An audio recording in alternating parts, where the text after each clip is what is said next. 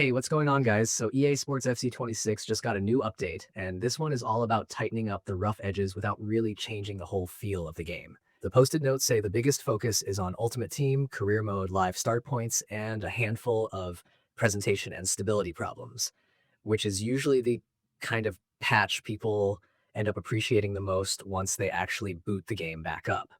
In Ultimate Team, one of the big fixes is for that situation where you preview a pack and then get sent off to the token store afterward, which is the sort of weird menu behavior that can throw you off for a second and make the whole flow feel messy. They also fixed cases where ad boards were not displaying properly during matches, and they cleaned up a rare issue where the send to transfer list option could show up in the squad radial menu after starting a new evolution. None of that changes how you build your team or play your matches at the core, but if you have spent any time in Ultimate Team, you already know how much these tiny menu bugs can get on your nerves. Career mode is where this update really feels a bit more important. The notes say they fixed a problem where the national team selection screen could fail to appear in Manager Career Live start points.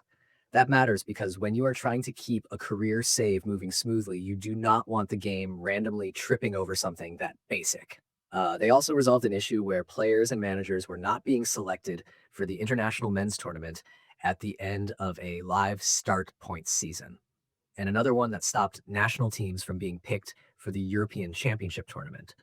On top of that, there was a player career issue where starting a live start point on the final game week could force a player out on loan, which is the kind of thing that can totally wreck the setup you were going for.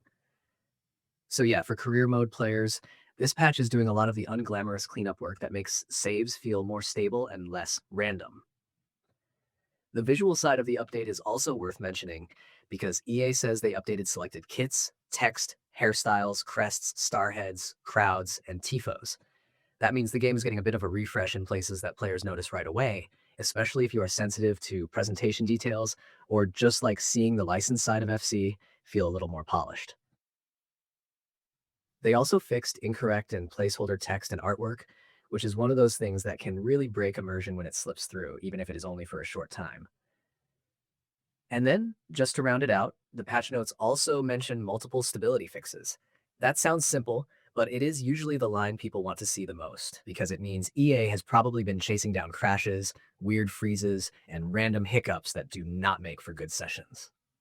When an update includes stability improvements along with fixes for UI problems, career mode bugs, and visual cleanup, it usually points to a patch that is trying to make the whole game feel less temperamental overall. What is interesting is that this lines up with the broader way EA has been handling FC26 lately.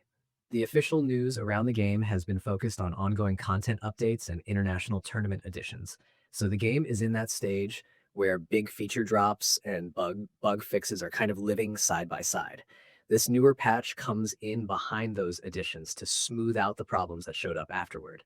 So if you're hopping into FC26 after this update, the most noticeable differences are probably going to be in the menus, the career mode save flow, and the overall polish during matches, rather than anything dramatic on the pitch. It is the sort of patch where you may not immediately see a giant new feature, but you absolutely feel it when the game stops doing random weird things and just lets you play. And for a football game, that kind of cleanup matters a lot more than people sometimes give it credit for. If you want, I can also make it sound even more like a real YouTuber speaking naturally while keeping all of your restrictions.